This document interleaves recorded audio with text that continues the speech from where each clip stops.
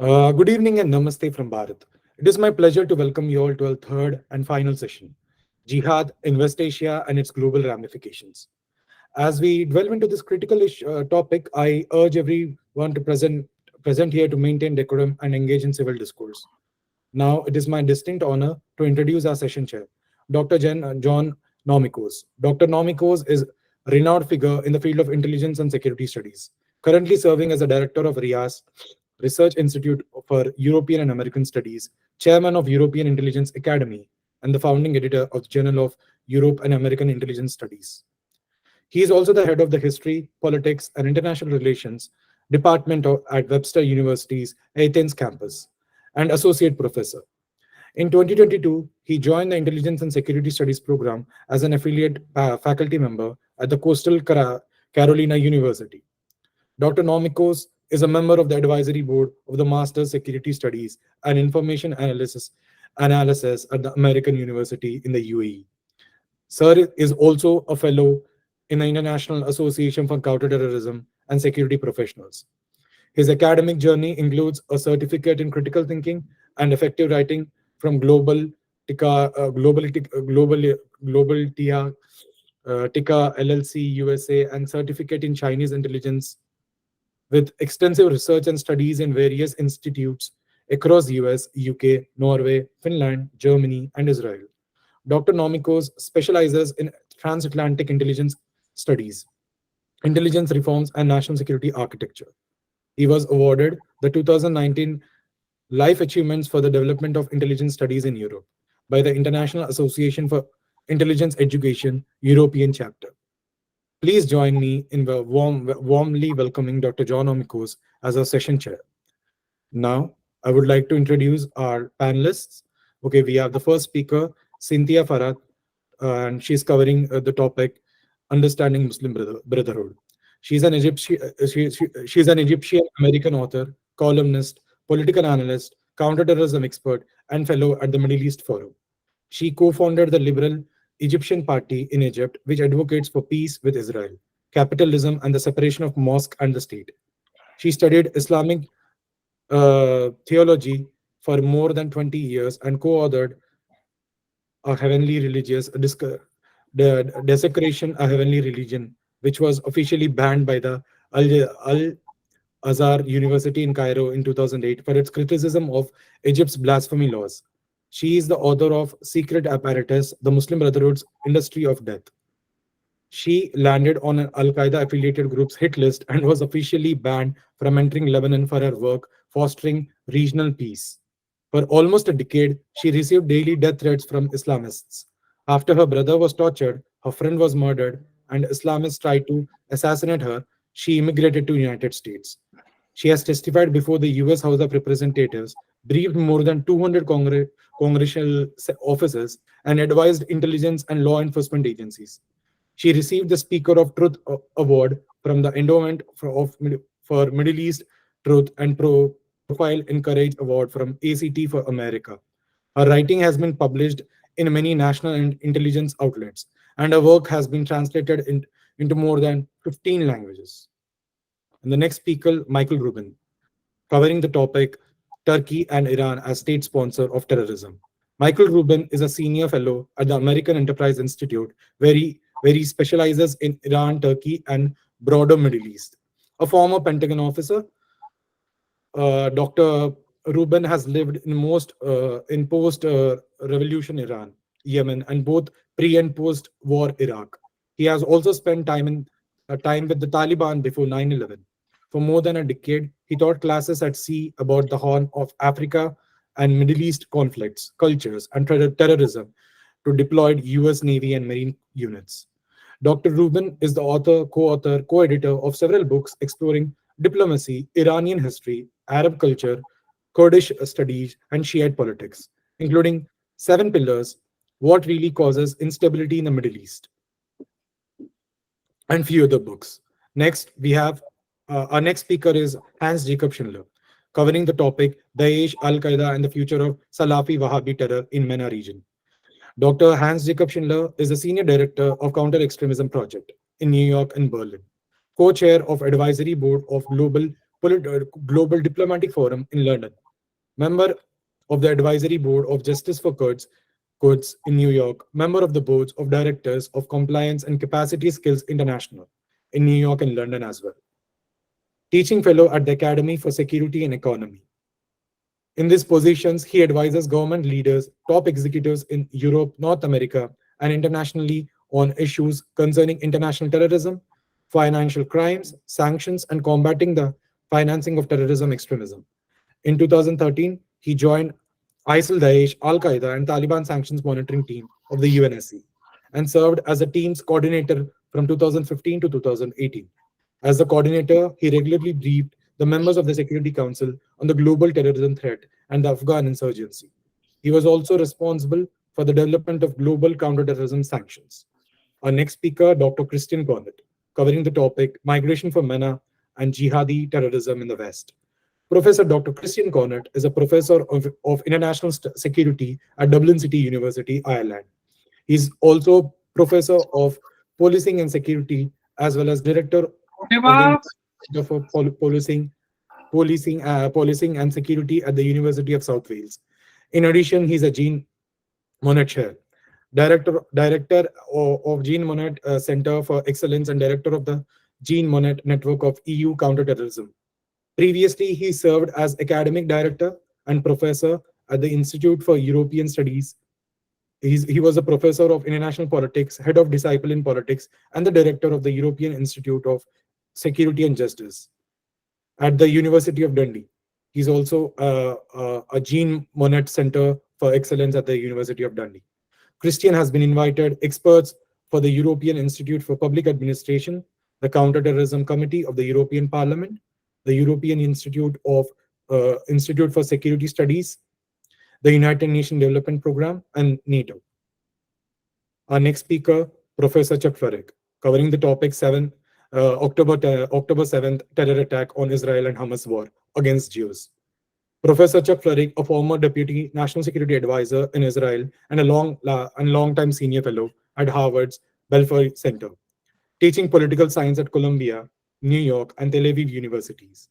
He's the author of Zion's Dilemma: How Israel Makes National Security Policy, Israel National Security: A New Strategy for an Era of Change, and Israel and the Cyber Threat: How the Startup Nation Became a Global Cyber Power. He has published numerous academic articles, and over 200 op-eds appear frequently on US, Israel, and international TV and radio stations. He's a senior editor of Israel Journal of Foreign Affairs. Now, I welcome the last speaker, Major General G.D. Bakshi, covering the topic October 7th terror attacks and lessons for India. Major General Dr. G.D. Bakshi is a combat veteran of many skirmishes of the LC and counterterrorism operations in Jammu and Kashmir and Punjab. He commanded his battalion in active operations in Kargil and was awarded the Vishishta Seva Medal. Later, he commanded a brigade in a counterterrorism operation in Kishtwar and was awarded the Sena Medal.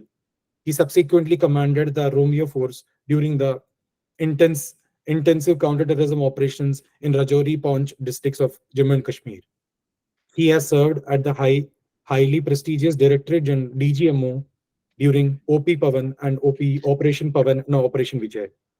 He is a prolific writer on matters of military and non-military, and has published 40 books, over 200 papers in many prestigious research journals. He served as Deputy Director Research at the Vivekananda International Foundation, VIF. He subsequently took over the Chief Editor of the Defense and Security Alert magazine. He is currently editor of the Indian Military Review.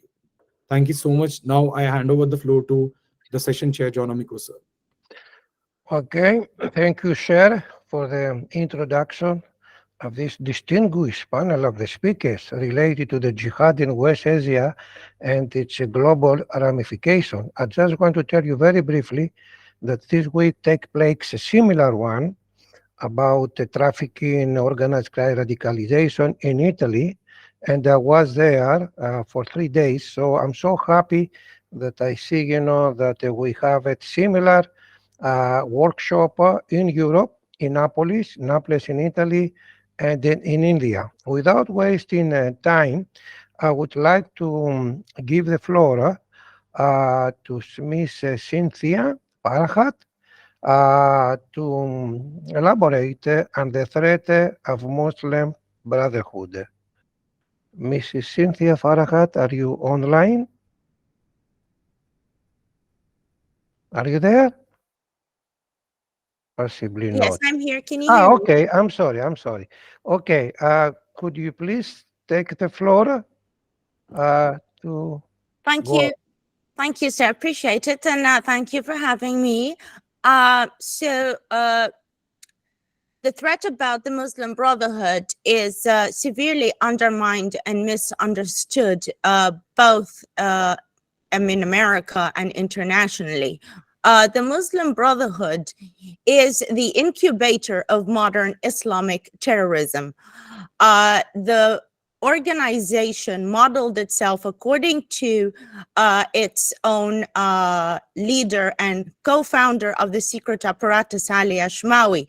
The organization is modeled after the 11th and 12th century cult of Al-Hashashin, which is the original word for assassins, which became assassin and then assassins. The Muslim Brotherhood are the modern assassins.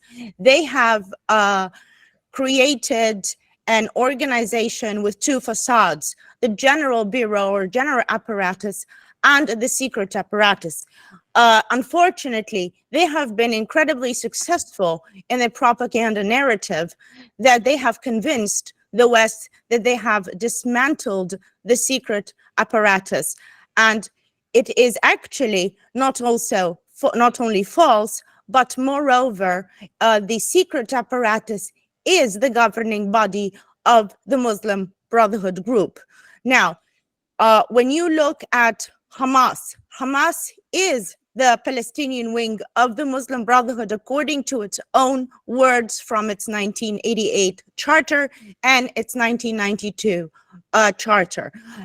When you look at Al Qaeda, Osama bin Laden, Ayman al Zawahri, and Abdullah Azzam were all card carrying members of the Muslim Brotherhood until the day they died. And that is not my conspiracy theory, that is according to the Muslim Brotherhood's own words. Islamic State or ISIS or ISIL, the leader of ISIS was a card-carrying member of the Muslim Brotherhood. Al-Zarqawi, who introduced video decapitations to the world, was a member of the Muslim Brotherhood. According to the secret apparatus' own bylaws, before a member starts to embark on establishing a jihadist group, he has to pretend to sever ties with the main organization and keep his affiliation clandestine, even from his own family members. The Muslim Brotherhood calls its program the industry of death. That is not the subtitle of my book is not my hyperbolic interpretation of the group. They say we are an industry of death. We come to you with slaughter. That's a quote. That's what they say when they speak in Arabic. When they speak in English or French or German, they say, we are a political organization that wants dignity, democracy, freedom, crisis. All these words have theological, different interpretations and meanings according to the Muslim Brotherhood's own writings. For example, the word crisis is utilized to activate jihad. They have cloaked their mission in religious terminology to be able to evade intelligence agencies and evade detection. And the project of the secret apparatus has various divisions. One, its most important division is the international apparatus. And that is the body that controls is not only Sunni Islamism, also Shia Islamism in incredible amount of countries, actually in the vast majority of the countries where they operate under the guise of the international apparatus. The members of the international apparatus call themselves the vanguards of organized invasion. That's a very self-explanatory title of who they say they are. When they tell you we are the vanguards of organized invasion, we should believe them. Now, that program also has an intelligence apparatus. The intelligence apparatus of the secret apparatus is also headed by the head of the secret apparatus. And it operates it operates also in every single country where the Muslim Brotherhood exists. The Muslim Brotherhood's mode of operation takes two forms. One is the political one, where the General Bureau acts as a PR facade for the group, and it also has the more sinister and violent body, which is the secret apparatus. The first mode of operation is armed jihad, and their genocidal intent is laid out in all of their writings, whether they are historic or modern, not only for the Jewish people, not only for Christians, not only for atheists, not only for the whole world. They also have a genocidal program for Muslims, which is called the blood tax, Daribat al-Dam, where they believe they should ritually sacrifice Muslims to apologize to Allah for their abandonment of Sharia law, for the Muslim and Islamic abandonment of Sharia law. That is why they are not concerned. That is why they are responsible for every death that occurs in Gaza. That is why they theologically believe that this is important to sacrifice Muslims in their occultist literature. They have another sinister mode of operation, which is infiltration. So the first is violent jihad and the second is infiltration. A Muslim Brotherhood member is a soldier that conscripts every cell in his body to elevate his mission, whether they work as a janitor, whether they work in intelligence, whether they work in NGOs, in academia, they all cater to the Muslim Brotherhood program. According to Muslim Brotherhood leader, Sudanese Muslim Brotherhood leader and friends of Osama bin Laden, al-Turabi, Hassan al-Turabi, he said in 2016 in an interview aired on Al Jazeera that the Muslim Brotherhood controls the narrative about the group and about Islamism in Western and American intelligence agencies. And I believe him. When I came to America in 2011, it was news to me that the secret apparatus was dismantled because they brag about its existence and about its power, and it's about infiltration in Arabic, but they deny it when they speak to Westerners. They are also involved in trying to bridge the gap between Sunni and Shia militants. And that is an old project. Excuse me. I'm getting over a cold. So they also bridge that gap. That project started in 1947, officially started in 1947, but the talks about it have been, they have been involved in talks with Shia militants a decade prior to that. And in 1947, the meeting between Islamists from across the world, Sunnis, including the Muslim Brotherhood, and it was headed by Ayatollah Muhammad Kashif al-Ghata of Iraq, where they have established something called the Kinship House for Proximity of Islamic Thought. And that Kinship House still exists in Iran today. And according to its own website, and not my conspiracy theory, it is responsible to bridge the gap and create a coalition between jihadists from both sects. We are dealing with a very intricate criminal enterprise that has utilized Nazi and Soviet both propaganda tactics and organizational tactics. The current structure of the Muslim Brotherhood was modeled after Joseph Stalin's apparatuses, the general apparatus or the general bureau, and the secret apparatus. The Muslim Brotherhood still, till today, adheres to Nazism. That is not hyperbolic, that is not analysis. The Muslim Brotherhood is indeed a Nazi organization. I'll give you one example. They call their children Hitler. We all know what the word Hitler means. One of those most famous Hitlers was Hitler Tantawi, Egyptian President Hosni Mubarak's Undersecretary of Defense. Egyptian President Mubarak's Undersecretary of Defense was called Hitler. President Mubarak's older son, Ala Mubarak, when the horrific attack started on October 7th, tweeted a picture of Hitler, and he says, Yom min ayamak, which is basically Arabic for, we yearn for one of your days. That is a Nazi organization. The slogan that they have started, Allah Hay, Hajj Muhammad Hitler Gay, which means God is alive, Hajj Muhammad Hitler is coming, has changed into Khaybar Ya Yahud, Jaysh Muhammad Ya Yahud, Sayaud, which means Khaybar, oh Jews, the army of Muhammad will return. And they are talking about the Jewish tribe of Khaybar, which was annihilated in early Islamic history. You cannot talk about Islamic terrorism cohesively without discussing the role, the very sinister and successful mission of the Muslim Brotherhood and its offshoots, whether they have publicly announced it or covertly operate under the umbrella of the organization.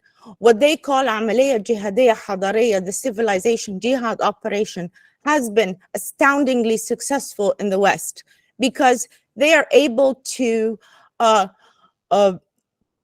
talk in the terminology that would appear to Westerners. They latch on the cause du jour, whether it's racism or intersectionality, while they themselves are extremely racist, sexist, and xenophobic and anti-Semitic. So we have to pay serious attention to the Muslim Brotherhood. And I have struggled while writing my book I have deeply struggled to find an Islamist organization that is not involved with them until I found one, which was called the Kalakato, a very obscure organization in Somalia. But almost all of the most important ones are offshoots of the Muslim Brotherhood.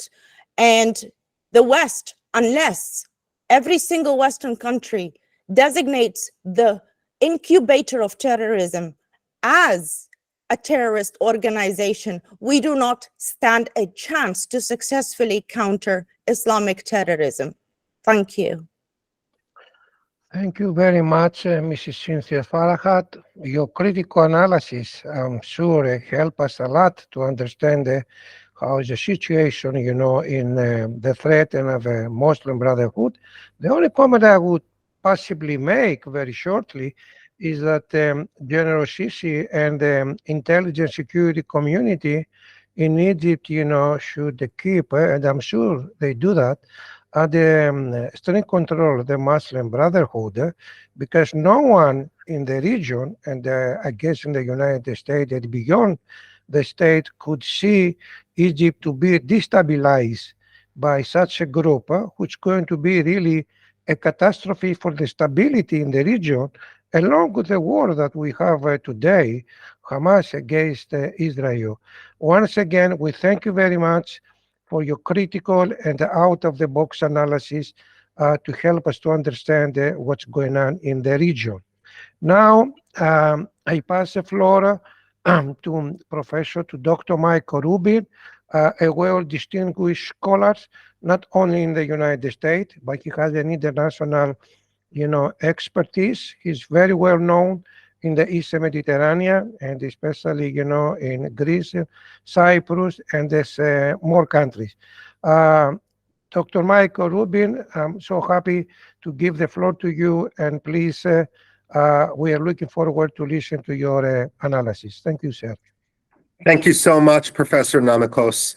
Let me start by saying that too often the Americans, at least, but many others as well, in the name of liberalism, in the name of political correctness, develop historical amnesia about the problems that exist, the roots of those problems, and so forth. In 1946, the Intelligence Office of the Department of War in the United States, that's the predecessor to the Defense Intelligence Agency, was charged by its leaders with determining what the greatest over-the-horizon threat to American national security would be now that World War II was over, that Nazism, fascism, and the Japanese army had been defeated. And they came up with two answers to what the threats would be. One was communism. And of course, that was pretty obvious at the time, given what was happening in Manchuria, given what was happening in Azerbaijan. But the other one was global Islamism. Now, the reason why I cite this is 1946 was a year before the partition of Palestine, 2 years before the creation of the State of Israel. And of course, it was also prior to the partition of India. So what evidence was the Intelligence Office of the Department of War citing? And what they were looking at was what was going on in Egypt, specifically with regard to the Muslim Brotherhood.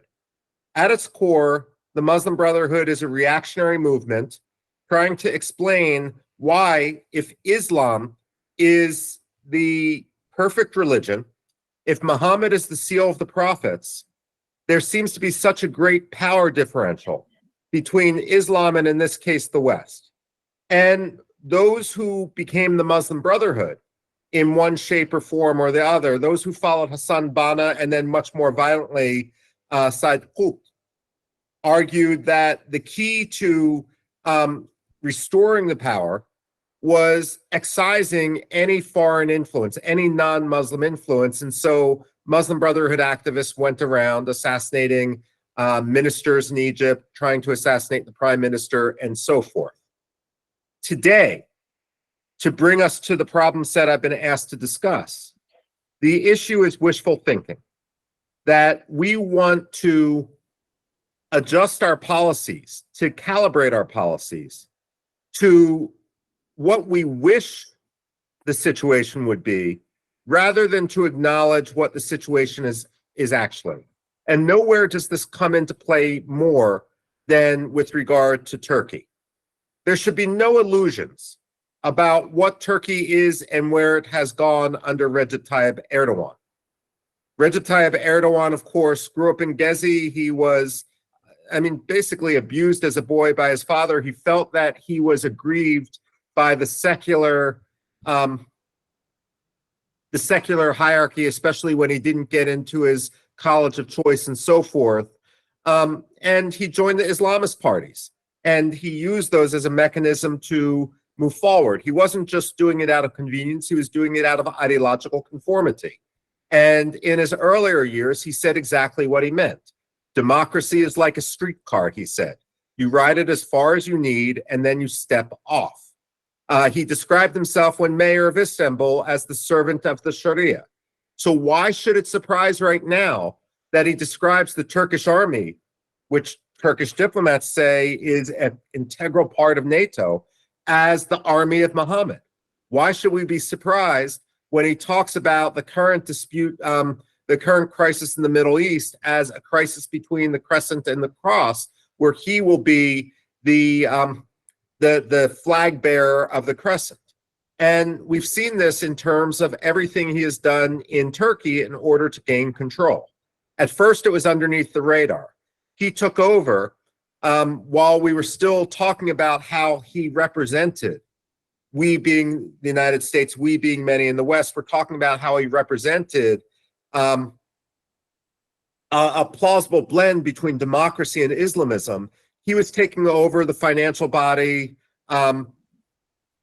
that governs banks and deposits called the TMSF. It's equivalent in the United States to the Federal Deposit Insurance Corporation, which he then used to leverage to audit opponents' businesses, to slap them with tax penalties, and so forth. Then he changed the mandatory retirement age of civil servants, which allowed him to replace 4,000 out of 9,000 judges, all underneath the radar. That was before he took advantage of European naivete and Europe's anti-military, if you will, posturing to extricate the military from its constitutional role inside Turkey without ever creating an alternate check and balance. If you want to understand what's going on, we can always focus on external grievances. But what I look at is a figure from Turkey's own interior ministry, which found that since Recep Tayyip Erdogan took power in Turkey, the murder rate of women has increased 1,400%. Again, I repeat that, 1,400%. And the reason for that isn't because more people are reporting it now, as some apologists have suggested, but rather because people feel that they can act with impunity, especially with regard to honor crimes and so forth. Now, stepping back from Turkey for a moment, let's talk about Iran, because I was asked to talk about Turkey and Iran. Intellectually, there are many similarities between Turkey today and the Islamic Republic of Iran. Of course, we can talk about the obvious. Turkey is Sunni, Iran is Shia, and so forth, but it actually does go deeper than that. When we look at Iran, intellectually, there are two things going on. First of all, it's not just Shiism, and it's not just one specific train of thought within Shiism. It's not just this concept which Khomeini didn't create, but he revived, called Vilayat-e-Faqih. Rather, it is the fusion of the leftist thought with the Islamist thought. So we can go back to the 1960s and look at intellectuals in Iran like Jalal Ali Ahmed, who wrote his famous book, Garbzadagi, West Toxification, in which he basically argued that the key to restoring Iranian greatness was to extricate all the Western influence, to stop trying to tilt to the West.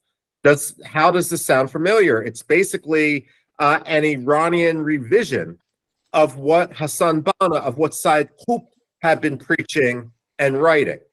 And so we see this notion within Iran that's merging a very minority but still potent strain within Shiism with this anti-Western intellectual leftist state-sponsored socialist approach, which is similar to what we've seen in Turkey as well. And again, in Turkey, the Muslim Brotherhood isn't natural to Turkey. When we look at what's happened in Turkey, for example, up until around 2013, it was an undeclared war on the Kemalists, on the secularists. Then Erdogan turned on his partner in crime, Fethullah Gulen. Well, what was the difference between Erdogan and Gulen? Both were Islamists. Erdogan came from a Muslim Brotherhood background. Gulen came from a more traditional Sufi Anatolian background. And once they got rid of their common enemy, it became the Muslim Brotherhood's goal to try to eliminate any of the theological competition that they faced on the home front. And again, we see that with Iran. Again, the majority, if we look at the practice of paying khums, where people pay their money to within Shiism, we find that most prefer someone like Grand Ayatollah Ali Sistani. Yet, whenever we have any quietist ayatollahs in Iran, and there are many, they end up in house arrest. So just like there's the intellectual theological purge inside Turkey, you have the same thing going on in Iran. And you guys all know the joke about the intellectual purge in Turkey, about one of these political prisoners who has been sentenced to 20 years in prison. He decides that he's going to go into the prison library and get some books out of the prison library. He gives the prison librarian a list of books he'd like to take out. The prison librarian looks over carefully and says, "Oh, I'm so sorry. We don't have any of these books. We only have the authors." Now, when we look at state sponsors of terrorism, the most dangerous time is now.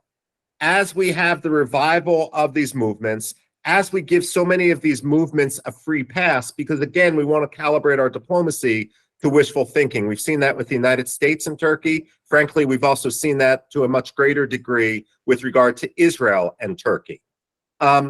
With regard to the development of Turkey's indigenous military, they've been quite open about that. The Bayraktar drone is only the tip of the iceberg, run by, of course, Erdogan's son-in-law. But we also have increasingly Turkish jet fighters, Turkish ships, and so forth. And Turkey is quite open about how they are going to use those in the course of its ideological and foreign policy agenda. I spend a lot of time in Somaliland in the Horn of Africa, and I find it ironic that Bayraktars were shipped into Mogadishu against the weapons embargo, and the explanation was they were for agricultural surveillance. It didn't take long until they were being used in conjunction with the agenda of Al-Shabaab, which is an Al-Qaeda affiliate. We have the same thing quite openly now with the October 18th sunsetting of one of the Joint Comprehensive Plan of Action lifting of one of those sanctions. And so the Iranians, Hossein Salami and others within the Islamic Revolutionary Guard, are openly talking about how they can ship weaponry. So let's conclude by talking about South Asia. Now, Iran is no stranger to South Asia. Back in the 1980s, when they formed Hezbollah in Lebanon, they also tried to mobilize the 20% of the Pakistani population, which was Shia. They failed, like I would argue, because while the Shia in Lebanon were of a much more feudal background or feudal status in society, within Pakistan, the Shia were the traditional landowners, they were the elite, and so the one size didn't fit all. I mean, Muhammad Ali Jinnah actually came from a Shia background before he sort of switched his sectarian preference and so forth. At any rate, Iran has also waged attacks on India, but they've basically used India as a template to wage attacks against Israel. They haven't tried to infiltrate India in a much more negative way. I mean, many Iranians, including my dear friends in Iran, from when I used to do my doctoral research, would go to JNU or to other universities in India, would work in the archives in India simply because it was easier to get a visa than to the West. Ayatollah Khomeini's grandfather, of course, came from India. So you have cultural links, you have language links, and so forth back in the 19th century and before. But Iran certainly is interested in India. It's become much more interested in Pakistan. The danger really, however, is now Turkey. Turkey has this development of a Turkish-Pakistani nexus, something which the Usinist Foundation head Abhinav Panda has written a great deal about, is real. The likelihood, while we focus on the rhetoric that Erdogan may have with regard to Israelis, with regard to Jews, he can be just as potent when it comes to Kashmir. And there is a growing danger that the weaponry which Turkey will send to Kashmir will not simply be small arms, but will increasingly be the same sort of drones which they've sent to Al-Qaeda in Somalia, which Abiy Ahmed has used against the Tigray in Ethiopia, which have overflown Greek islands and are based in occupied northern Cyprus, that are being used every day against the Yazidis. When I went to when I went to Sinjar in Iraq with the United Nations High Commissioner for Refugees, we had to be gone before certain times so that we wouldn't be targeted, our UN convoys wouldn't be targeted by Turkish drones. This is increasingly going to be a problem in India. And let me just conclude by saying, when you have something such as occurred with the pogrom on October 7th in Israel, it's such a new standard for terrorism. As I've written in India's first post, after 9/11, which set a new standard for terrorism back 20 some odd years ago, you had in 2005 an attempt to bring down 12 airlines simultaneously in the Pacific. Terrorists want attention. They want that new standard. There's a 100-kilometer border between Israel and Gaza. There's close to a 3,000-kilometer border between India and Pakistan. And I'm worried that these Pakistani terrorists, which come from the same intellectual, if you will, basis now that so many in Hamas do. We can talk about Tablighat al-Jamaat, but basically this Muslim Brotherhood outlook is being imposed by Turkey, by other factors, that there will be attempts in South Asia, specifically in Indian Kashmir or Punjab, in order to replicate what Hamas has done and again, to try to seize the flag, seize the attention as we move forward. But with that, let me turn the floor back over. Thank you very much, Dr. Mike Rubin, for the outstanding analysis. Allow me very briefly to make a comment related to the cross-border in drugs trafficking that countries such as Colombia, Venezuela, Quito, which is the capital of Ecuador, Asuencia, which is the capital of Paraguay, distribute a huge amount of cocaine to Turkey, which becoming like a global drugs trafficking in Istanbul. And of course, a lot of money goes to money laundering between Istanbul, Ankara, and Tehran from the west, and on the other side, from the east, from Ankara all the way to Kyrgyzstan, Uzbekistan, Turkmenistan, goes all the way to Istanbul. So Istanbul today is a drugs trafficking hub for the east and the west, and that automatically makes a lot of funding to Iranian proxies like Hezbollah and Hamas and beyond that. So as you can realize, Turkey right now is a country that provides a lot of undercover funding to many terrorists, and never forget that, organized crime, because organized crime is very active in Turkey because of the drugs trafficking internationally. That's what I would like to say to a fascinating analysis by Dr. Michael Rubin. Now, allow me to pass to the next distinguished speaker, who is Dr. Hans Schindler, a director of the Counter Extremist Project, a well-known project in Germany and globally. Dr. Hans Schindler, are you in the audience? Yes, please. I am indeed. Please go ahead. Well, thank you so much. First of all, thank you to the INDIC Research Forum for the wonderful invitation. Always very happy to be with you. I've been asked to speak about Al-Qaeda and Daesh/ISIS in the MENA region. And let me start with saying since 2021, both for Al-Qaeda as for the Islamic State, this is a story of success, but not a story of success in the MENA region. So if you look at the global network, it's hardly ever been better for them. If you look at the MENA region, it is more of a story of what is the identity and how can the brand be maintained. So let me start with Al-Qaeda. Al-Qaeda, since the death of Zawahiri, has a serious leadership problem.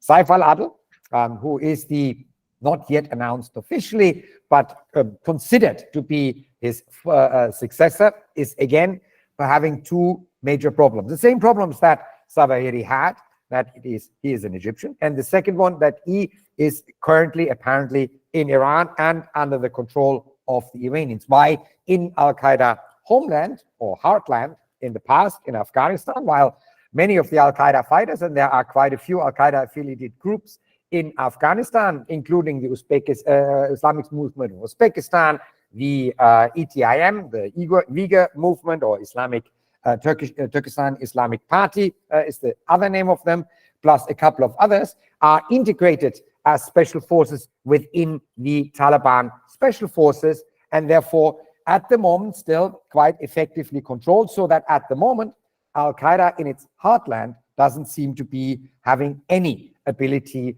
to operate freely in the way that it did prior to 2001. But it depends on how you assume the relationship of the Taliban with Al-Qaeda going forward is going to evolve. In addition, if you look at the MENA region, at the moment, Al-Qaeda lacks in the region a strong identifiable affiliate. Of course, there is a discussion whether or not Huras al-Din is the new Al-Qaeda in Syria. There is still, I think, a very valid discussion on the exact character of what Hayat Tahrir al-Sham, which came out of Al-Qaeda, is concerned, and how meaningful and sustained this separation that was done between the Nusra Front before it became Hayat Tahrir al-Sham is actually going forward, because there are still a couple of foreign-ties fighters within HTS, including about 40 German nationals, which begs the question, what does a national Syrian group want, with 40 German foreign test fighters among its ranks. But the big brand management issue that Al-Qaeda at the moment is facing is that it is the area of success, the area where Al-Qaeda can demonstrate relevance, control over territory, and income stream has distinctly shifted to Africa, and here to both coasts of Africa.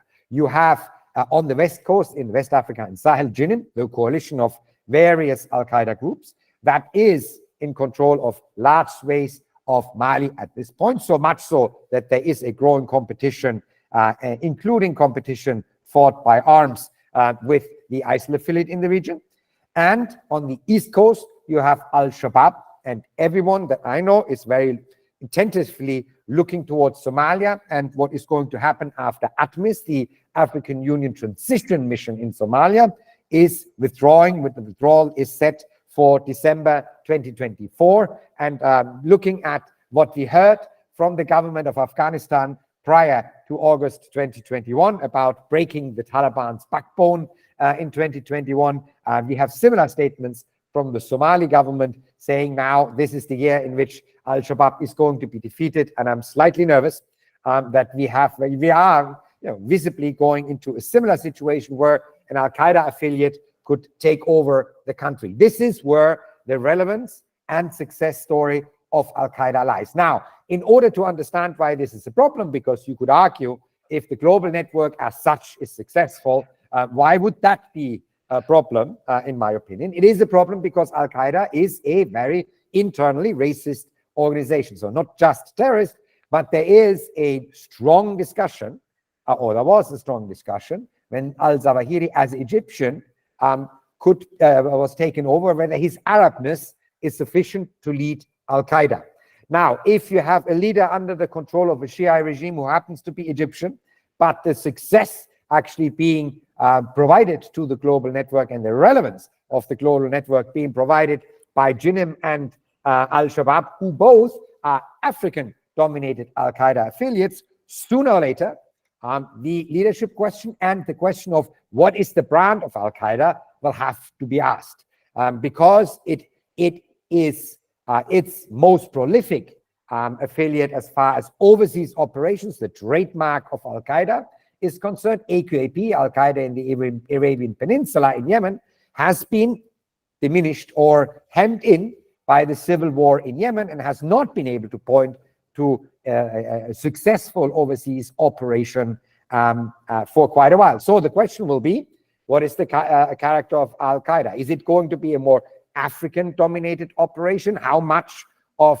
its actual brand, that is overseas operations against US and European targets, will be maintained? Is there going to be a moment where the consolidation of Jinim or Al-Shabaab in both sides of the coast of Africa is going to be sufficiently strong that these organizations begin then to think about developing external attack capability? Will the relationship with the Taliban evolve over time, and we again have a situation where they're not only protected by the Taliban but also allowed to conduct overseas operations? And I just wanted to mention in brackets, the Taliban are already allowing TTP, Tehrik-e-Taliban Pakistan, which according to the United Nations Security Council is also an affiliate of Al-Qaeda, to conduct significantly more operations in Pakistan and shelter those fighters in Afghanistan. So what is going to be, what is Al-Qaeda going to be, and what it is his future, the organization's future in the MENA region, is at the moment,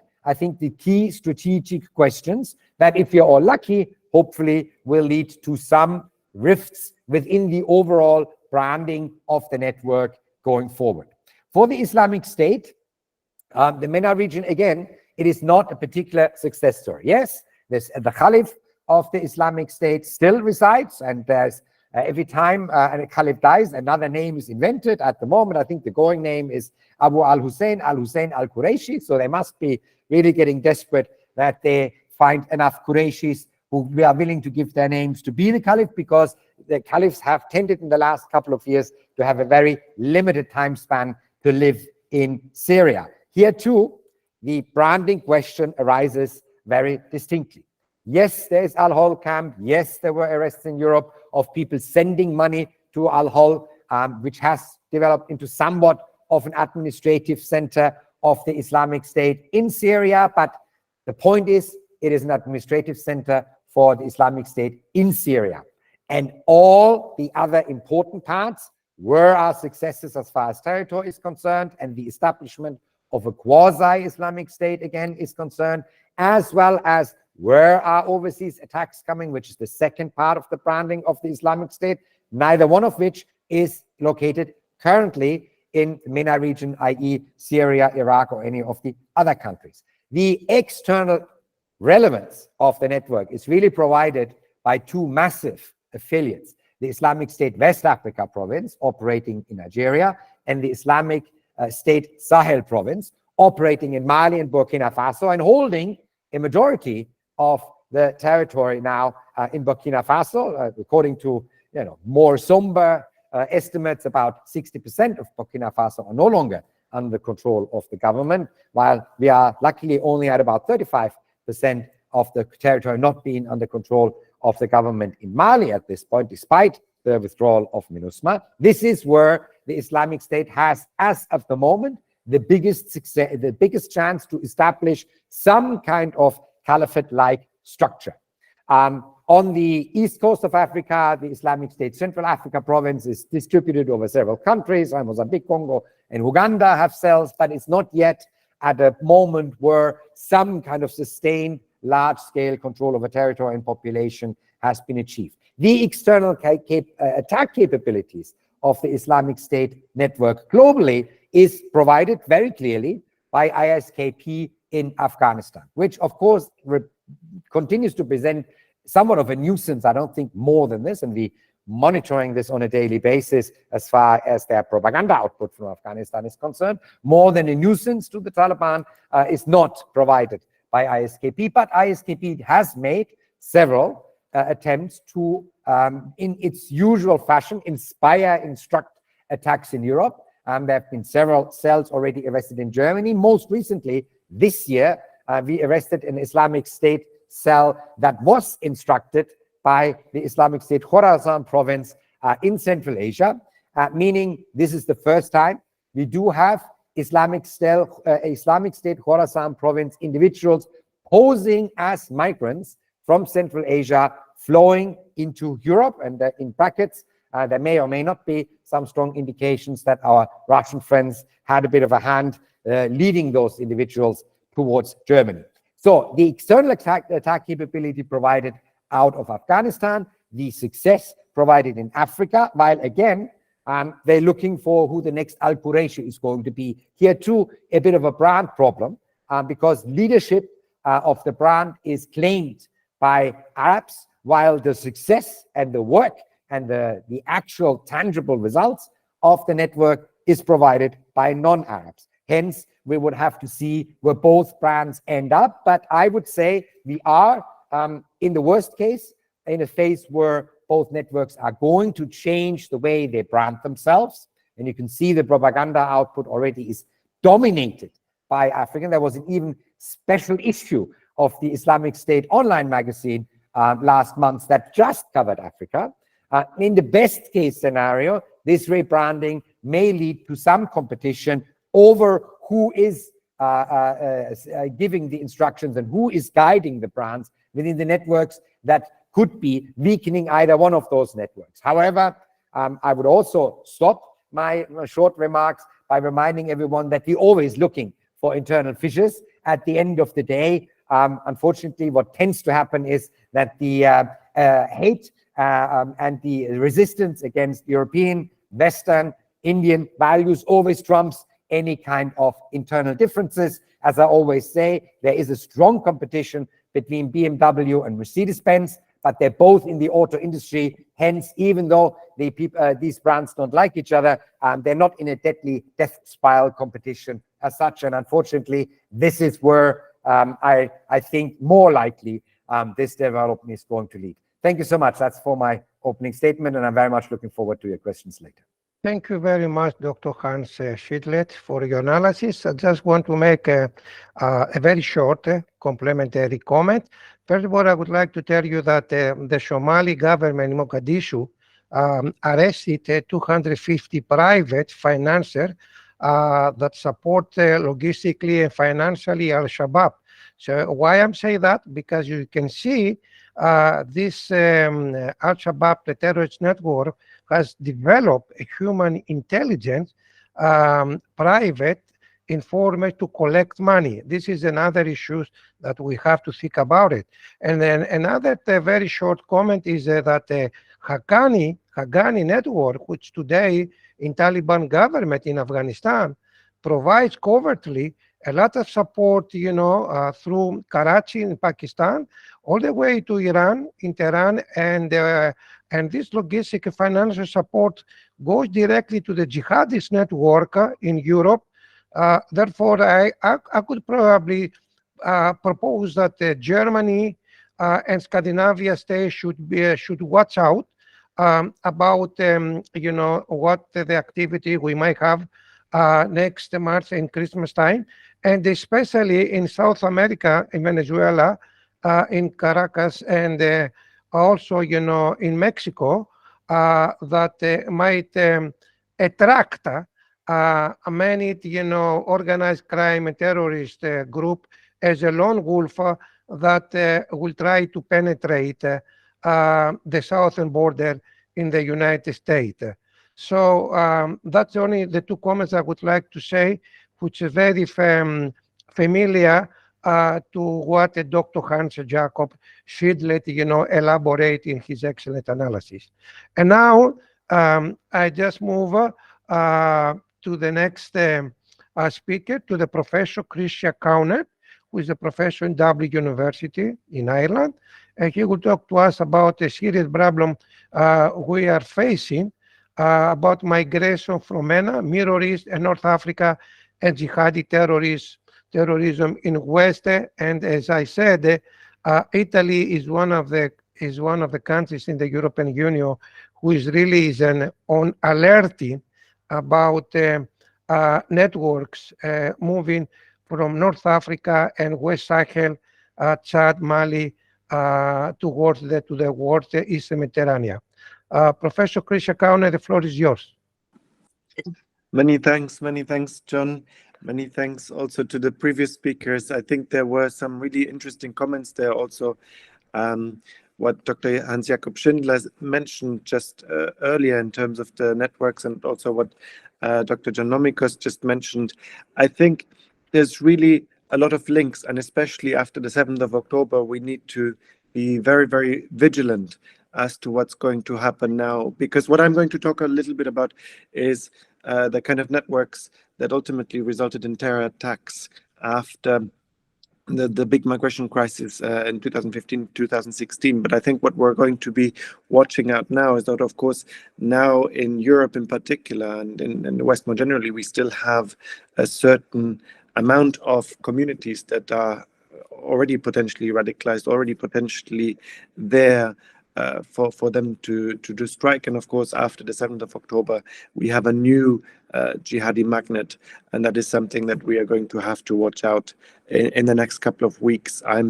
I don't want to be too pessimistic, but I've said it to many people in the last couple of weeks that I think we're going to be facing a number of terror attacks over the next couple of weeks and months in Europe and the West. And we need to be very, very vigilant about that sort of thing. Now, just to set it in context, because I mentioned I'm going to talk about the last migration. Of course, migration has been a constant feature of human history, and we've seen it very, very significantly in Europe over the last couple of years. In particular, we had a variety of different forms, whether that's economic, international migration, and of course, inside the EU, we have migration and free movement and so on. The drivers have been more generally, of course, in terms of the number of conflicts we've seen around the world, increase in world's population and so on.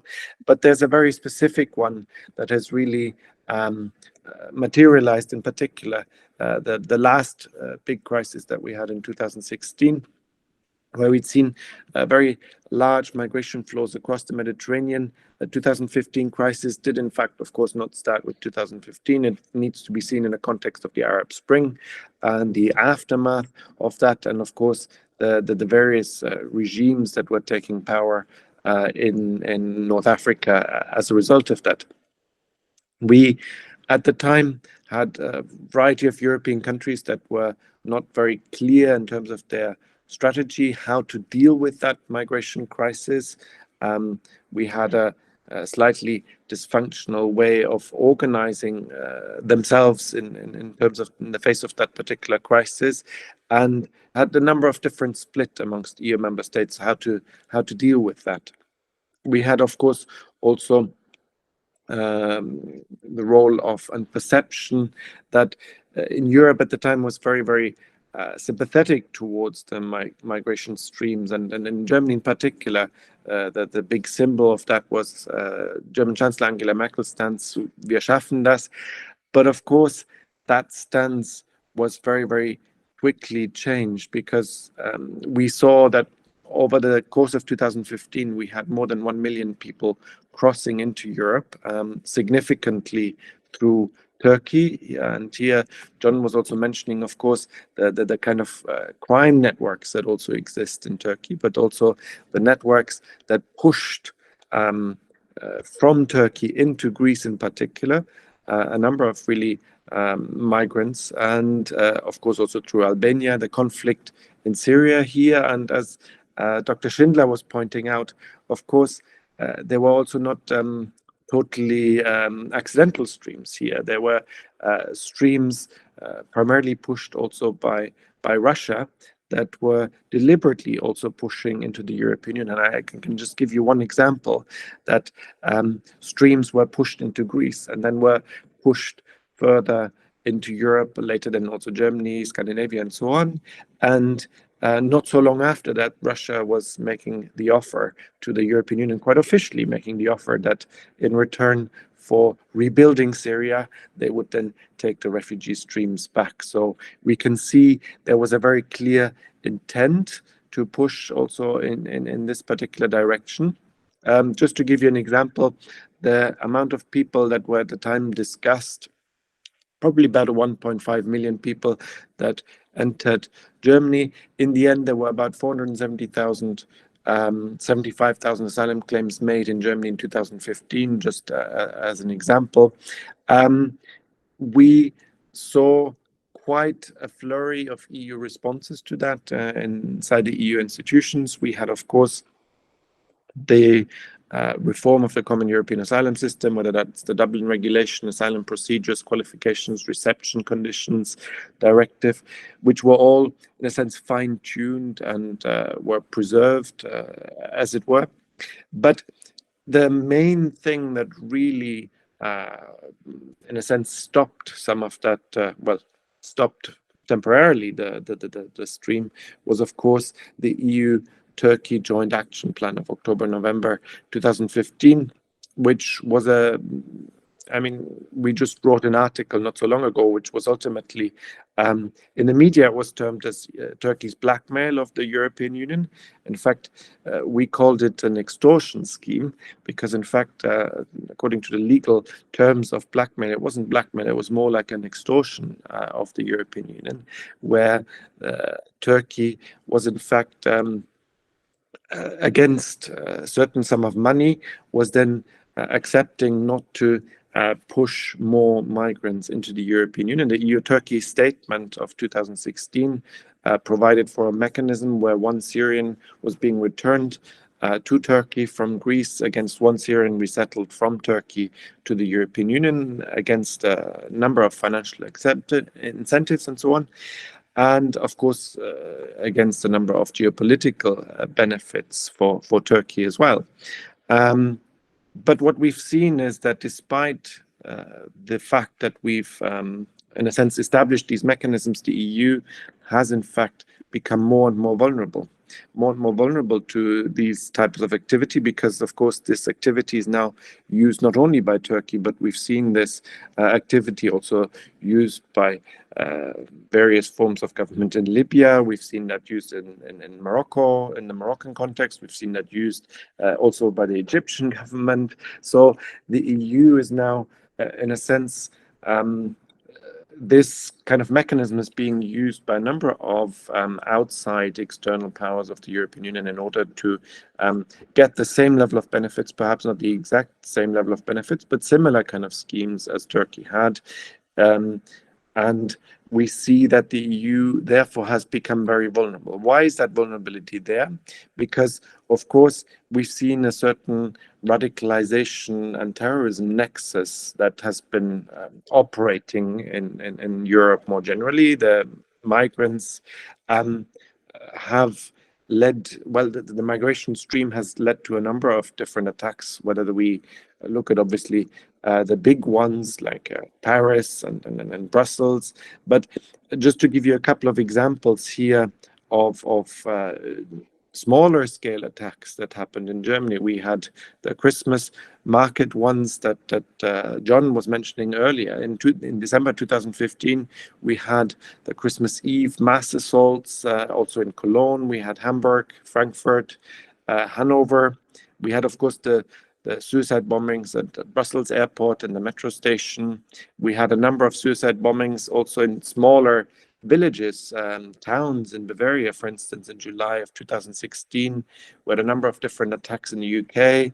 At the time, 15, we had Manchester, we had the knife attacks in Westminster, and a car stabbing in London of June 3rd. So we had really quite a number of different attacks. Now, the consequences of that, we had closure of internal borders, and I think this is something that we're going to be seeing over the next couple of weeks in different European countries as well. Already there's discussion in terms of how to find exceptions to the Schengen rules and of course the internal borders inside the European Union. We had a number of declaration of attacks at the time perpetrated by immigrants as act of war in France, for instance, closure of metro stations, schools, markets, museums, major tourist sites in France, increasing metro security in Western countries, deployment of soldiers in Paris, border controls in France, and of course, bilateral cooperation. Inside the EU, we had a number of different initiatives that were developed in terms of the border controls, in terms of Schengen information system, the travelers, Europol, developing of capabilities here, and also, of course, the updating of a number of the regulatory framework inside the European Union. But ultimately, I guess what we have is a situation where we have a number of different communities. Very clearly, we see that with a number of the demonstration, whether we see that in Berlin after the 7th of October attack, we see that in London, we see that in Paris, we see that in a variety of different European countries. We see radicalized communities that are already very clearly taking sides with the potential and links, because what we're seeing here is also linking of the hybrid warfare effort that is being taken place against the state of Israel. And we're seeing the linking of various demonstrations that are being held in various European capitals, some of them also being steered by outside actors. We see the terrorist threat that is also linked to Europe more generally, and the kind of communities and the radicalization within those communities that is only going to increase now after the 7th of October. I don't want to monopolize the floor because I see that I think a number of other speakers are also needing to speak, so I don't want to speak for too long. But just to say that we need to be very, very vigilant over the next couple of weeks. We are going to see a lot of different developments in different European countries, and I think I'll leave it at that. So thank you very much, and I look forward to the discussion and your questions.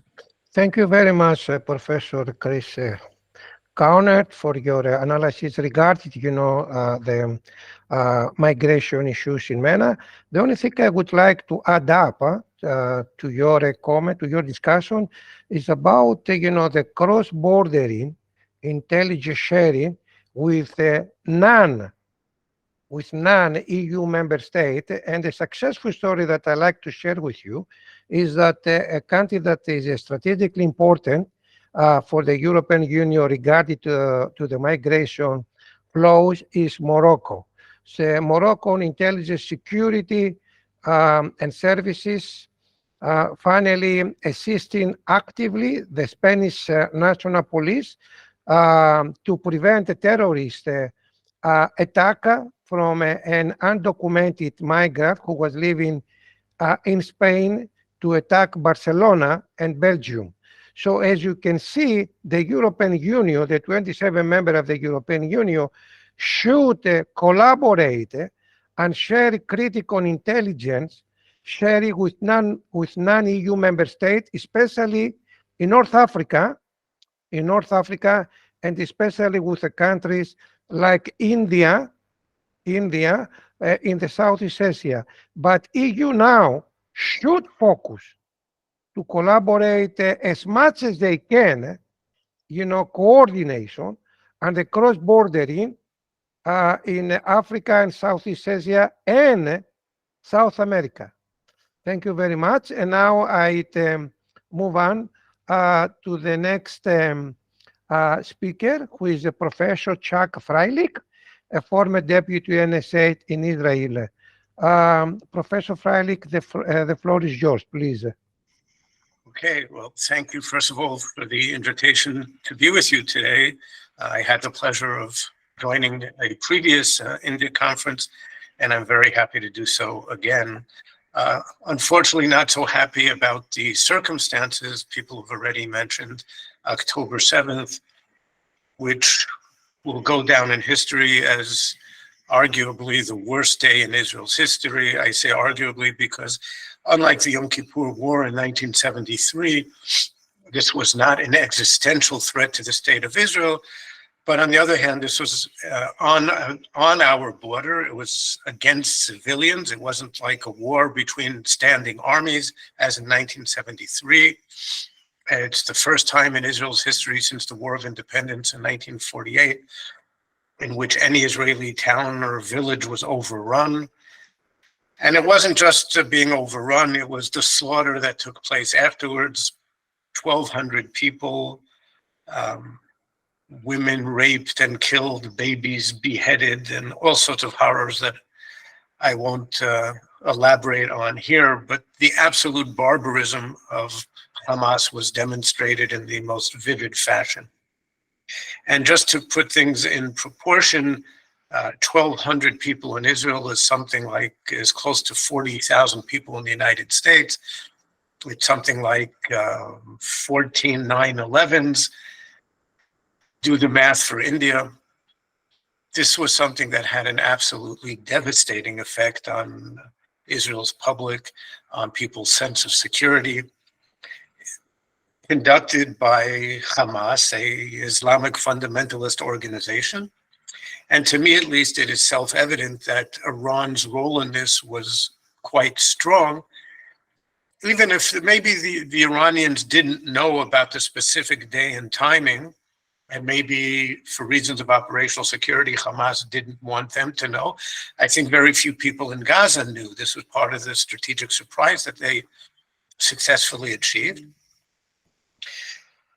And we saw what happens when they take over. We had always had the fear that if 1 inch of Israeli territory was ever occupied, the people who lived there would be slaughtered. And this nightmare scenario is exactly what happened in the worst way possible. To me, it is part of Iran's long-term strategy, a strategy which it has fully shared with Hezbollah and Hamas. They're a critical part of this strategy. A strategy of attrition until destruction. They know that Israel has overwhelming conventional superiority. They cannot destroy Israel at any point in the near future, but repeated, limited, or not so limited conflicts erode Israel's, as they hope, Israel's societal resilience. They cause it to use up military resources, to display military capabilities, to hurt Israel's economy, and first and foremost, maybe to undermine Israel's international standing when it responds against these attacks and produces the obvious, well, I don't know if it's obvious, but the recurring international backlash. This started with a very severe intelligence and operational failure on Israel's part. And I won't go into all of the reasons for lack of time, but I'll emphasize just one. One of the reasons that Israel was surprised was simply, I think, because too many people had, not that they had forgotten, but they had put aside the understanding that Hamas is first and foremost a jihadi organization committed to Israel's destruction. They succeeded in convincing Israel in recent years that they were willing to put their primary focus on the home front, on building up, rebuilding the Gaza economy, trying to improve the lives of Gazan citizens. And we took our eyes off the ball that wasn't it. They remained first and foremost a jihadi organization, and this was simply deception. And their care for their own people is very, very limited. And of course, it's not just the fact that they've submitted them to a couple of decades now of economic privations, but also use them as human shields. I think Israel really faced maybe three options for action when the war broke out. One option, which actually did not have political viability, because the Israeli public would not have stood for this, but it was really a bigger operation than has been launched in the past against Hamas. It would have to have been considerably stronger, but one which would in essence have left the situation similar to what it was when the operation broke out. In other words, Hamas would still be in power with most of its military capabilities intact. Yes, they would have been reduced, maybe even significantly, but it would still have a fair portion of its overall capability. This is something the Israeli public simply would not have accepted at the time or today. So the next level of escalation was a bigger operation, a big one, to try and destroy Hamas's military capabilities. And that means first and foremost, destroying the tunnels. They have 500 kilometers of tunnels. It is simply remarkable. Gaza is 8 by 12 miles, so it's about 12 by 20 kilometers. How do you have 500 kilometers of tunnels in an area that tiny? So there's that, and of course there are rocket capabilities. And if these two capabilities could be essentially destroyed, then you would have destroyed Hamas militarily. You can't kill every last Hamas fighter, of course, and you can't kill the idea that Hamas represents, which enjoys some level of support within the community in Gaza, but essentially destroy their military capabilities. And the third level was to do that, but to also add to that the goal of toppling Hamas as the governing body. And Israel set the goal of trying to really do these two, a combined level of destroying the military capabilities and toppling Hamas. We're now a month and a half later, and significant progress has been achieved to that end. Israel has destroyed most of their capabilities in northern Gaza. When I say most, that's a lot of the tunnels, but there's still maybe a third or more that have yet to be destroyed. Clearly, their rocket capability has been greatly downgraded. But Hamas still remains, maybe I should have said this, the military objective was to destroy Hamas as an effective, as a coherent military organization. That has yet to be achieved. And the question here is, can Hamas really be destroyed? Can we really topple the government?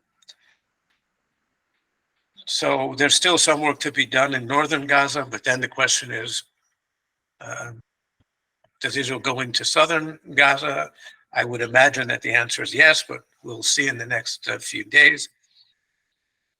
And let's say that the goal is essentially achieved. Hamas has been destroyed as a military organization and has been toppled as the government. Well, who takes over?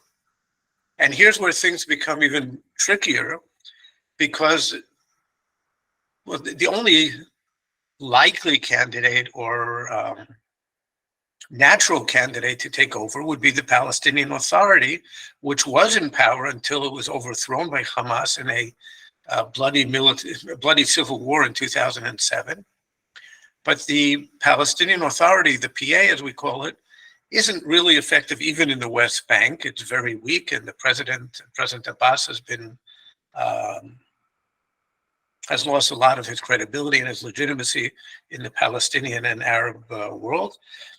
Well, can they take over in Gaza? And the answer is that on their own, absolutely not. And Israel can't do it for them, because then they would be perceived to be collaborators. So we would need some sort of international coalition to do this. And let's say the auspices can be found, maybe some sort of Arab and international coalition. Then how do you keep them in power? Because there will at best be remnants of Hamas that will be trying to topple them, to kill them. And who's going to provide the international forces? It's not going to be an international peacekeeping mission. It's going to be a peace enforcing mission. It's going to be an international force that is both capable and willing to fight. First of all, to defend themselves, but then to keep this new Palestinian government in power. I don't see the long list of countries that are willing to volunteer for this operation. As a matter of fact, I think the list would be extraordinarily short. There are 2 or 3 other major considerations that Israel has to take into account now.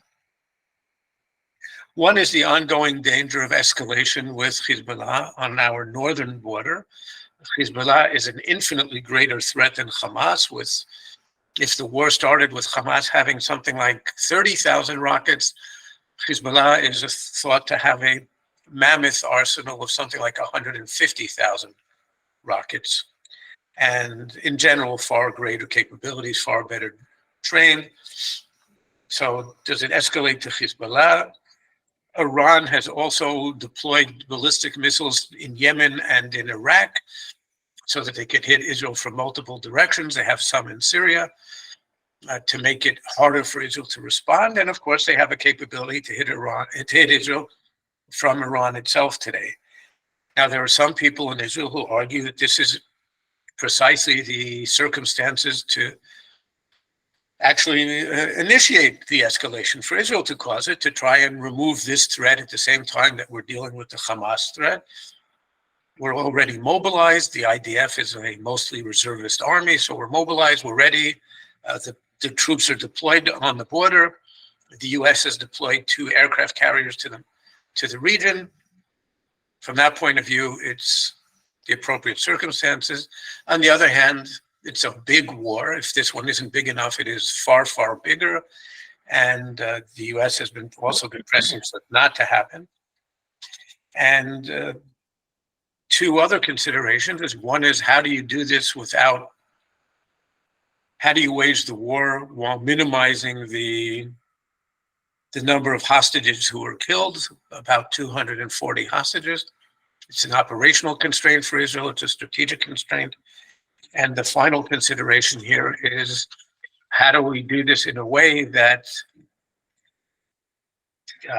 preserves the prospects for a normalization, an establishment of political ties with Saudi Arabia, something which appeared to be imminent just before the war broke out.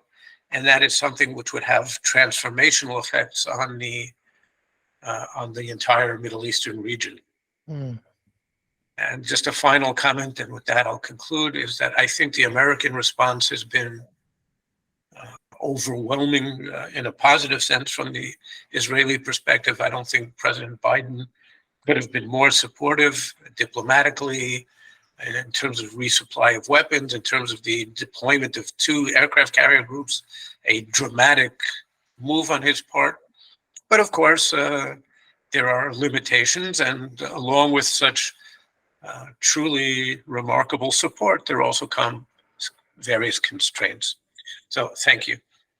Thank you very much, Professor Freilich, for the update us on the recent development and what happens in 710 Hamas against Israel. But one thing that really happens in Israel is that after the attack of the Hamas against Israel, many Israeli uh, are united. We see many Israeli could united as a big feast, even though before the war we had a lot of demonstration in Israel, and after this attack from Hamas against Israel makes the Israel really be a very strong united society. But since you mentioned the war intelligence failure, is really ironically and very oxymoron to see how the Iranian intelligence services preparing its proxies like Hamas and Hezbollah for a long time, because this is requires an operational design, and that was something that Israeli intelligence community could be possible to prevent it. But this is a question mark, but it may take some kind of investigation after the end of the war from the Israeli community. And now, finally, we have our key speaker, who is the Major General Bakshi, who is really an international, well-known analyst, not only in India but beyond India, and then in Greece, in Europe, they know General Bakshi quite well. So we welcome you, General Bakshi, to share with us, the lesson for India from the 710 terror attack Hamas against Israel. Sir, the floor is yours. Could you please unmute? We cannot hear you. Please unmute, General. General Bakshi sir, can you please unmute? Okay.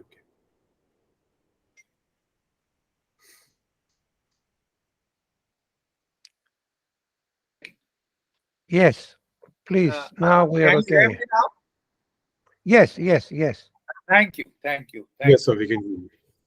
Mr. Chairperson, it is indeed an honor and an education for me to participate in this seminar where so many, intellectually renowned speakers have contributed, those who are so very well informed. It has been education, especially the former NSA of Israel has just given us. I was very keen to hear his views on the attack, the horrific attack of 7th October, terrorist genocidal attack, and how I will now try and analyze as to how what lessons we have learned and what can we expect in the future. Now, the simple fact is that along with the Russia-Ukraine war, we are seeing the increasing employment of drones and rockets. In not only conventional warfare, now with Hamas, and we had seen that even earlier. It's not nothing new, but in a very major way, rockets are the main armament of terrorists in the Middle East. Like the NSA very rightly pointed out, Hamas has 30,000 rockets. The Hezbollah has 1 lakh or 150,000 rockets. So the prime instrument of asymmetric warfare in Middle East, at least, is now,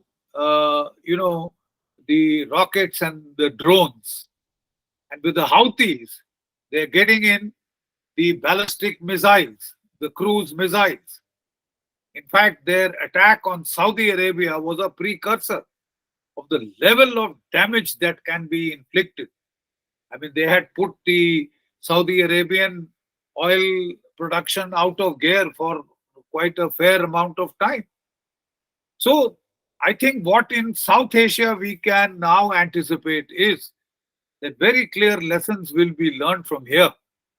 And the terrorist organizations which are currently confined to small arms, at best rocket launchers and IEDs in Jammu and Kashmir and in Punjab, they are already using drones for supply across the fence. And I will talk of the fence a little later. You know, they are already trying to smuggle weapons or infiltrate weapons, ammunition, grenades, prefabricated IEDs, also drugs and counterfeit currency across the border fence in J&K and in Punjab for logistic support.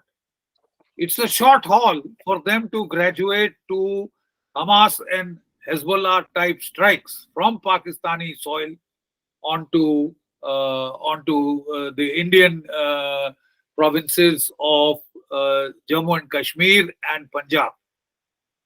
Now, what kind of escalation dynamics that will set in between two nuclear armed nations? I think that was the only thing that has been keeping the ISI in some sort of a check and control.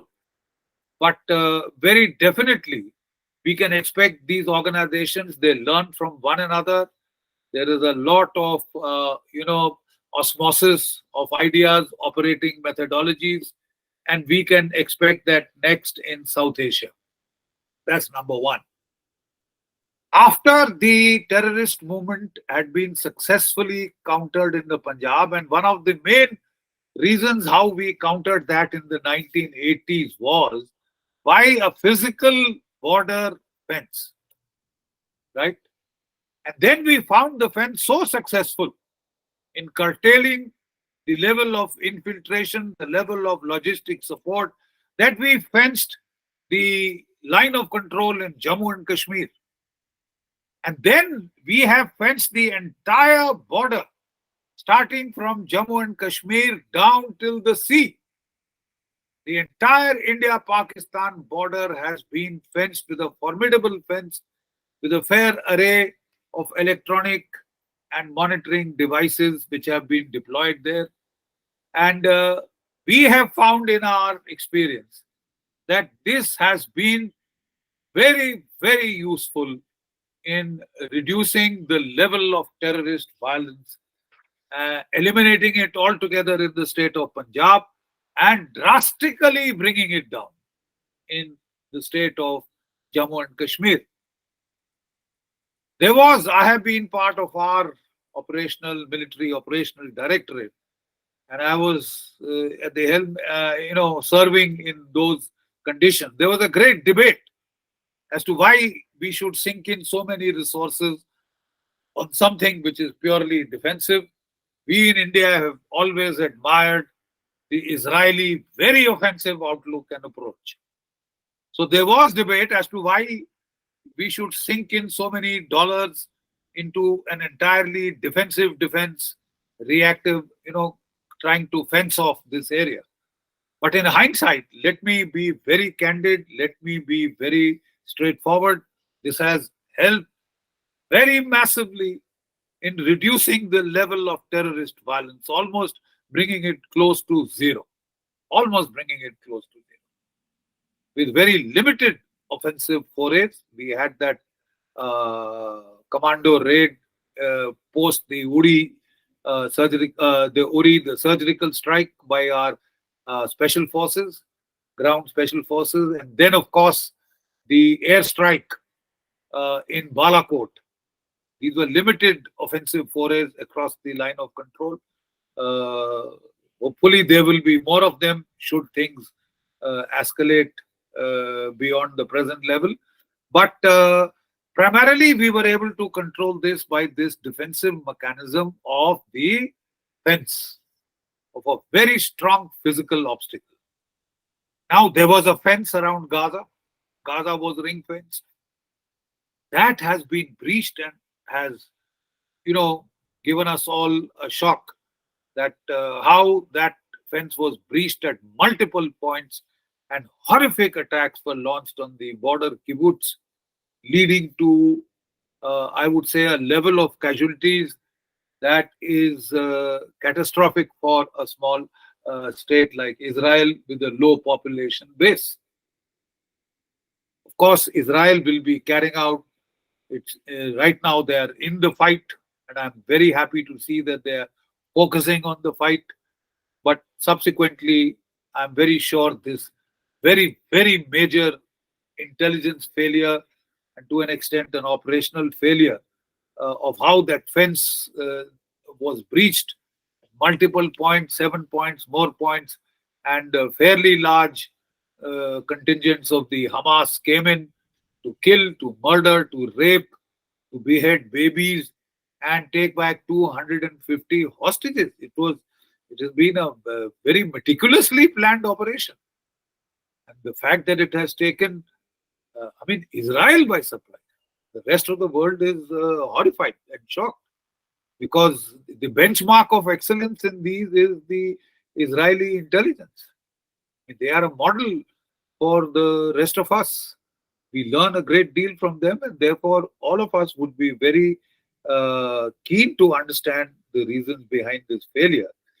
But what I am trying to highlight is, why did the Gaza ring fence fail?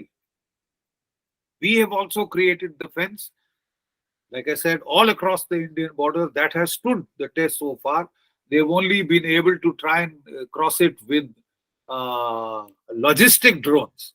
That's about all, because physically they could not do anything. They tried digging tunnels under the fence, and that also, by and large, we just had the simple practice of, moving heavy earth moving machinery, and that generally collapses most of the tunnels, etc. But the simple fact is that this Gaza ring fence was breached. So what is the difference? The difference is that the Israelis, as we perceive, it's still the fog of war is quite intense right now, but our fence was more or less entirely manned. We have a regular standing army, a very strong contingent of paramilitary forces, the Border Security Force, BSF, and the others guarding that fence, manning that fence. We find that possibly one lesson is that even Israel, if it has to go for a two-state solution, and ultimately that seems to be the only way out in the long term, then you will have to ring fence. And when you ring fence, then I'm afraid you will have to man that fence. Almost on the scale at which the Indian armed forces and the paramilitary forces have had to man that fence. How that will square with your, the mobilization philosophy. Quite obviously, Israel cannot maintain standing forces for economic reasons for that time, as per their strategic culture. It is more based on mobilization. Currently, they have mobilized 300,000 reservists, and as the Israeli NSA, former NSA, was rightly pointing out, that there is a school of thought that while we are mobilized, let us sort out the Houthis. Why do we wait for the next strike and then start sorting them out? Israel had been very prescient. And one of the best examples for the rest of the world to learn is how to look ahead, how to plan technological solution, the Iron Dome. I think one of the best lessons to come out in the anti-terrorist things is technologically a wonderful, very high-class solution has been the Iron Dome, which has saved so many lives in Israel and has more or less neutered the 30,000 rockets of the Hamas and the 150,000 rockets, because they know they can fire all those rockets. The percentage of those that will really hit are extremely low. So there is a gain loss percentage beyond which they have to do their calculations. So the Iron Dome is something which even the Americans have they have borrowed Israeli technology, and then they sent back to Iron Dome system, so that just in case, the Hezbollah, the Hamas, and the Houthis decided to coordinate and synchronize their strikes to try and overwhelm the Iron Dome defenses. They have sent their Patriots. The Green Arrows have been very successful also in trying to shoot down Houthi missiles.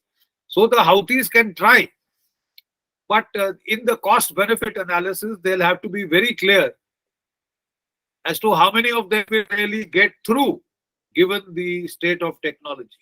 How many will really get through? Very, very, point for thought. A lot of point for thought. Second versus human. But we will have to await the outcome of the Israeli investigations once the conflict phase gets over.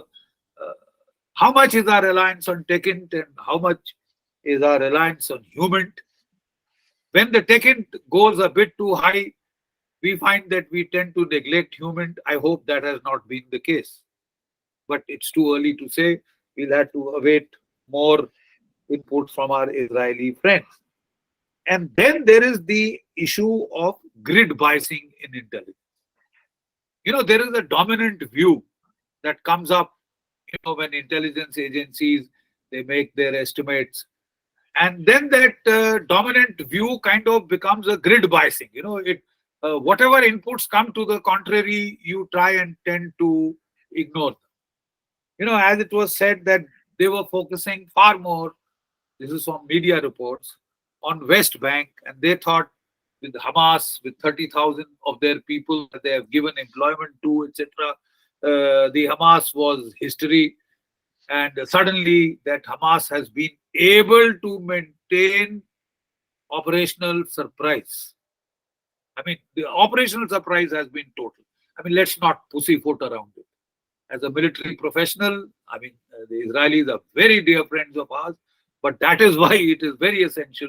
And I mean, they are very realist people. They are very clear on this, that the tactical surprise has been total. The tactical surprise has been total. Is it due to that grid biasing? Is it due to the fact that the Israeli dominant thinking clouded or edged out very vital intelligence inputs, whether from human sources, whether from ground sources, about the imminence of such an attack. So grid biasing of the system is a dangerous thing to happen. It can lead to surprises like this. It happened in 73. I think it has happened again. It has happened again, that there is a grid bias that occurs in an intelligence military hierarchy, that this cannot happen. And then you tend to rule out all inputs which say that this is happening, and you tend to build a counter narrative. The last thing that I would say is, we have seen a very successful ground campaign. We wish them all the best. The aim was the military destruction of Hamas, destruction of their tunnel network, destruction of their rocket firing abilities, command and control attrition. Command and control attrition. There is no point, as we used to say, eliminating the, in chess, the pawns, the peyadas, the foot soldiers, because they will always be with economically poor societies. There will be no dearth of recruits.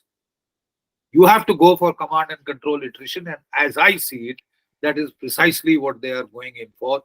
I don't know how they will deal with the people living with the 72 Houris in Qatar, the Hamas leadership. But I'm sure they will at a point in time. But whatever is there in the Gaza Strip is being taken good care of. So the goal of military destruction, or as a coherent organization, military organization of the Hamas, seems to be achievable. They are close to it. You cannot destroy the Hamas in its entirety. I don't think, as the NSA very rightly pointed out, I don't think they are doing it either, or attempting it either. and whether they can get political change, regime change, enforce regime change in Gaza. Yes, they can. And then he was discussing the very rational factor of then what next? Who replaces that government? And who will guarantee whether if the Palestinian Authority is brought in, one, they are not seen as collaborators, and two, how will they be kept secure? Urban guerrilla warfare is the worst form to get involved in, and he's very right. Which countries would like to volunteer for peace enforcement? Peacekeeping is very different from peace enforcement. Peacekeeping is very popular in South Asian countries because they get paid quite well, and it is low risk. But I don't think the Indian government is, which normally supplies the largest number of UN contingents, is also very keen on peace enforcement. Peace enforcement operations we had to do in Sri Lanka, and we have seen how costly they can get. So we'll have to think of the future now. How a long-term visionary plan will have to be made. You will have to go for a two-state solution. How do you implement that two-state solution in a manner that guarantees the security of Israel? I thank all my fellow panelists. I thank you, Mr. Chairman, and I'm very sure we will have an interesting Q&A session. I'd like to listen and learn a lot more. Jai Hind. Thank you very much, General Bakshi, for enriching us with your analysis, as lesson for India regarding the 7/11 terror attack, and you tell us about things that regarding Kashmir, India, and so on by comparing them. Mr. Yashia, do we have time for question, or should I go to summarize our speaker's analysis? Sir, I guess Michael Rubin, sir, and a few others have to leave by 7 p.m. if I'm right. In Okay. case, if you want, we can take a few questions if Handshake Okay. and others are Okay. comfortable with it. Thank you. Now, since we have some time for question, the floor goes to the participant, and please just address the question to the speaker you like to answer. As anyone wants to make a question from the participant to our distinguished speaker? Please go ahead. Sir, I guess I had mentioned 7 p.m. as a closing time for the audience, so probably they may have skipped the question. So if you have any question for the speakers, then probably we can take that. Okay, so I'm sorry. All right, I did hear that. So we have no question. I would like just very shortly to make a summary of what we heard. First of all, the Muslim Brotherhood is a major threat in the Eastern Mediterranean, and especially, to the security in Egypt, because nobody could even think Egypt to be India to be a destabilizing actor in nowadays when we have the war Hamas against Israel. So you can imagine, Qatar, as Professor Michael Rubin quite well said it, Iran is a major security threat, in the Gulf state and also in MENA, because Iran was not really happy to see the development between Israel and the other Arab state because of the Abraham Accord. So Iran was really very annoyed, and they could do anything to stop Israel by developing a relation with the Arab state. So they took really, the opportunity to prepare the proxies in Hezbollah and Hamas to take Israeli out of the Abraham Accord. And when they see that Israeli was approaching Saudi Arabia, that's something that Iran could not even stand up, even though China helped Iran to approach Saudi Arabia. So as you can see here, we have a lot of geopolitical and geoeconomic transformation, which is going to change the balance of powers in the region. And this is because, of the tragic war from Hamas against, against Israel. So Iranians, the intelligence, community really prepared such an act a long time ago. So I would not say that it is an Israeli intelligence failure, but it is really a Western intelligence failure. See the situation it is today. And of course, on the MENA, as Professor, Kaunet and Dr. Hans Schindler said, this is we have to worry because the United States is always active in the Eastern Mediterranean, but at the same time, we need to have, the European Union to be more active, at least on collaboration with a non-EU member state. As I said before, Morocco is one of them, but I do think India should be more active as a non-EU member to collaborate with the 27, EU member, especially with the Europol, the international, Interpol, and India must be active in Europe, in the Mediterranean, and have, the Indian intelligence service role to collaborate actively with all the EU intelligence services and the EU institution, and of course, the United States Homeland Security and the American intelligence. And finally, what the General Bakshi said quite well, tried to tell us the lesson, from India. I do believe that the today's workshop that was organized by the India Research Forum was on the right time, all right? It was on the right time, since similar workshop take place, as I told you, right now, from Monday to Friday in Italy, particularly in Naples, that they talk about the global jihad in Europe. So I just say that as the concluding remarks, I do believe that the only tool to combat Muslim Brotherhood, Islamic terrorism, organized crime, never forget about the organized crime, is really collaborating with the terrorist network quite well in Europe, in South America, in Australia, wherever, is to have an active international intelligence sharing from the USA all the way to New Zealand, all the way, to Ecuador, because international intelligence sharing on the right time, assisting us to prevent, global jihad.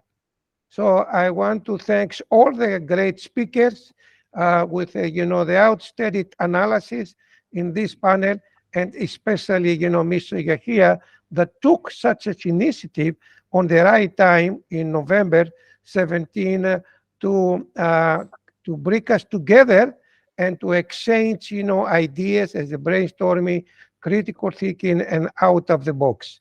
That's all I want to say, and thank you very much for giving me the opportunity to coordinate such a panel. Thank you, Mr. Garcia.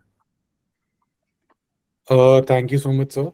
As we draw this session and indeed our conference to a close, I would like to express my deepest gratitude to each of our esteemed speakers for their invaluable contributions today. The insights shared on the jihad in the West Asia and its global ramifications have not only enlightened us, but also provided a nuanced understanding of the complexities we face in this domain. Your expertise and perspectives have been integral to the depth and the quality of our discussions. I also wish to extend a special word of thanks to our session chair, Dr. John Omikos. Most importantly, I want to thank our audience for your unwavering engagement and patience. Thank you so much. Thank you very much. Have a nice weekend. Thank you, sir. Thank you. Bye, Christian. Bye, Professor Freilich. Bye, Professor Jacob Schindler. Bye, Right. Professor Michael Rubin. And thank you very much for being with you. And bye, Cynthia Farahap.